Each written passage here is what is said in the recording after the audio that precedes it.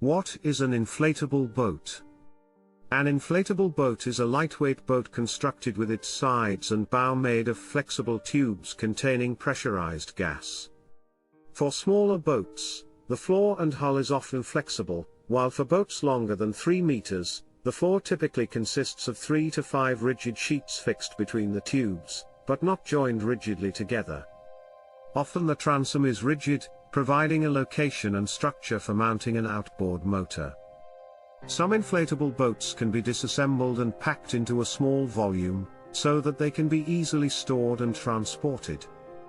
The boat, when inflated, is kept rigid crossways by a foldable removable thwart. This feature makes these boats suitable for life rafts for larger boats or aircraft, and for travel or recreational purposes. Before hearing about the history of inflatable boats, make sure you hit that subscribe button. The history of inflatable boats. There are ancient carved images of animal skins filled with air being used as one man floats to cross rivers inflated by mouth. The discovery of the process to vulcanize rubber was made by Charles Goodyear in 1838, and was granted a U.S. patent in 1844. Vulcanization stabilized the rubber, making it durable and flexible. In late 1843, Thomas Hancock filed for a UK patent, which was also granted in 1844. In 1852, while traveling in England, Charles Goodyear discovered that Thomas Hancock's company was producing vulcanized rubber and sued. Thomas Hancock had been shown a sample of Goodyear's rubber in 1842, but had not been told the process that made it. Hancock said he had developed his process independently.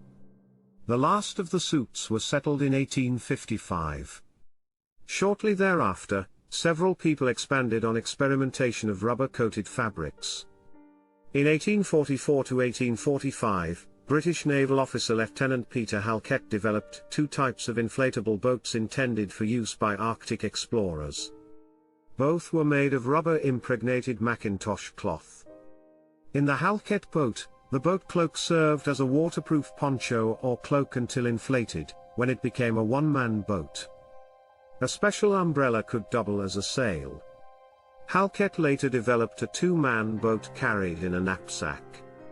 When inflated, it could carry 2 men paddling on either side, and when deflated it served as a waterproof blanket for camping on wet ground. The Admiralty saw no use for Halkett's designs in general naval service, but explorers liked this larger design. John Franklin bought one for the ill-fated 1845 expedition, in which the entire expedition party of 129 men and 2 ships vanished. In 1842 and 1843, John C. Fremont recorded what may have been the first use of an inflatable rubber boat for travel down rivers and rapids in the Rocky Mountains. In 1866, 4 men crossed the Atlantic Ocean from New York to Britain on a 3-tube raft called Nonpareil.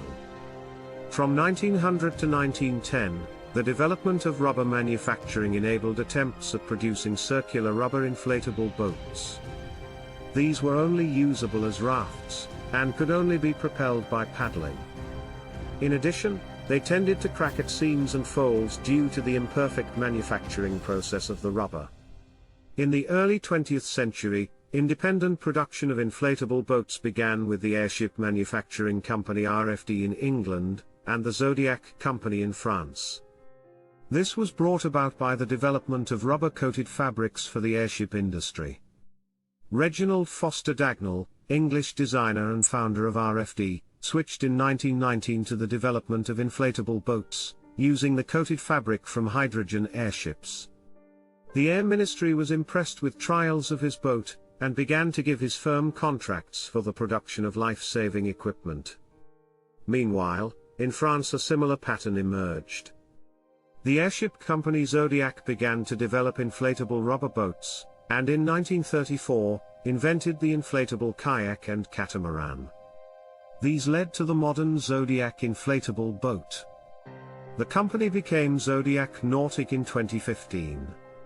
Development continued after World War II with the discovery of new synthetic materials, such as neoprene and new adhesives, which allowed the boats to become sturdier and less prone to damage. In the Second World War, inflatable boats were used to transport torpedoes and other cargo. They also helped troops land in shallow water, and their compact size made overland transport possible.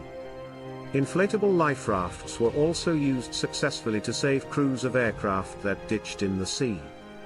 In the 1950s, the French Navy officer Alain Bombard was the first to combine the outboard engine, a rigid floor and a boat-shaped inflatable. Zodiac built that boat. And the inflatable boat was so successful, Zodiac lacked the manufacturing capacity to satisfy demand.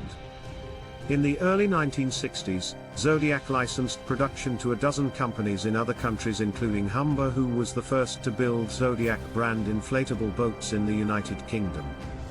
Inflatable life rafts have also been used since the 1930s on military aircraft that operate over water. Lifeguards use inflatable boats or jet skis to reduce the time to reach a swimmer in distress. People increasingly use inflatables for personal recreational use on lakes, rivers, and oceans. And for whitewater rafting and kayaking, and for scuba divers to reach dive sites.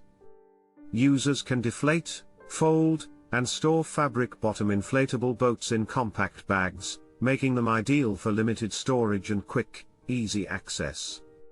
Thank you for watching the history of inflatable boats. Please subscribe for more content from Engi Gearing.